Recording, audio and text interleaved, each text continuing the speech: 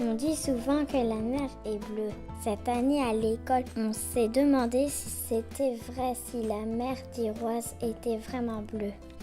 On a demandé aux agents du parc marin de nous aider à résoudre cette énigme.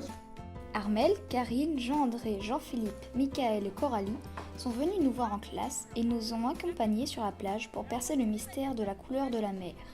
En classe, on a dessiné la mer et tous les dessins étaient différents. Personne n'avait utilisé les mêmes couleurs. Il y avait du bleu, bien sûr, mais aussi du vert, du gris, du jaune, du orangé et même du rouge. Finalement, la mer a encore plus de couleurs que nos dessins. Ensuite, on s'est demandé d'où viennent ces couleurs, comment elles apparaissent. On a fait des expériences rigolotes avec un prisme et un disque de Newton. On a appris que toutes les couleurs de l'arc-en-ciel se cachent dans la lumière blanche. En regardant des petits films faits par les plongeurs du parc marin, on a vu que sous l'eau, les couleurs disparaissent. Et, à 30 mètres de fond, on ne voit plus que du bleu. Mais quand on allume les lumières, on retrouve toutes les couleurs et c'est magnifique. On a voulu plonger nous aussi, pour voir tout ce bleu au fond de l'eau, mais on voulait pas trop se mouiller. Alors, on a mis des masques avec une vitre bleue et on a fait semblant de plonger. On a cherché les animaux marins. Les agents du parc nous ont montré des photos de la mer d'Iroise et nous avons découvert que les couleurs de nos dessins n'étaient pas imaginaires et que la mer change de couleur selon la météo, le fond de l'eau et aussi selon ses habitants, comme le plancton. C'était vraiment difficile de reconnaître leurs couleurs. Au printemps, Leïla et Caroline de l'association Cap vers la nature sont venues nous présenter les couleurs du plancton en classe. Nous les avons dessinées comme nous les imaginions. Puis, après être allés pêcher de l'eau de mer, nous avons découvert que l'eau était vivante. Le plancton fusait dans tous les sens. Il y avait plein de formes et de couleurs différentes. Leïla a projeté sur le mur de la classe les images du microscope et nous avons pu voir que le plancton peut donner des couleurs à la mer. Il peut être marron-vert, rouge-orangé.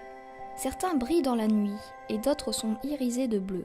Quand ils sont très nombreux, ça fait des taches colorées en mer ou au bord des plages. C'est incroyable. Mais surtout, le plancton est la base de la chaîne alimentaire. Il crée de l'oxygène et il est très important pour toute la planète. Nous avons aussi décoré des t-shirts en peignant des planctons à l'aide de pochoirs. Ça nous fait un beau souvenir. Nous avons voulu en savoir plus, observer la mer de nos propres yeux. Pour cela, les agents du parc sont venus avec nous sur une île magique et il nous a expliqué que Neptune, le dieu de la mer, était triste car toutes les couleurs avaient disparu. Nous avons décidé de l'aider à les repêcher. On est devenus capitaines, pêcheurs ou matelots et nous avons embarqué sur des bateaux. Bien sûr, c'étaient des bateaux un peu spéciaux. Il ne fallait pas qu'ils touchent l'eau et ce n'était pas toujours facile de garder le cap. Avec une épuisette, nous avons ramassé les couleurs laissées sur le sable par la mer. Le noir des œufs dorés, le blanc des eaux de sèche, le vert des bouts de pêche, le marron des algues. Et nous les avons rapportés sur l'île de Neptune pour les regarder ensemble. On a regardé les couleurs des animaux de l'estran que nous ont présentés Jean et Michael. Marion, qui est artiste peintre, nous a donné des crayons d'aquarelle et on a dessiné la mer, rien que la mer, en la regardant bien. Puis nous avons continué à faire les artistes en collant sur du scotch double face des petits éléments colorés trouvés sur la plage. À nous tous, nous avons retrouvé les couleurs. Mais ce que nous avons tous préféré, c'est la découverte extraordinaire que nous avons faite dans une grotte du Conquet. Saviez-vous qu'un dinosaure y avait laissé son œuf tout blanc ? Si, c'est vrai. Armel et Karen nous ont dit. Les plus grands d'entre nous ont eu la chance d'embarquer sur des bateaux, des vrais cette fois. Et là, nous avons vraiment pu observer toutes les couleurs de la mer. La couleur de l'eau, bien sûr, mais aussi des rochers, des balises, des bateaux et même des phoques. Et des dauphins qui sont venus nous rendre visite dans l'archipel de Molène. On en a eu plein les yeux.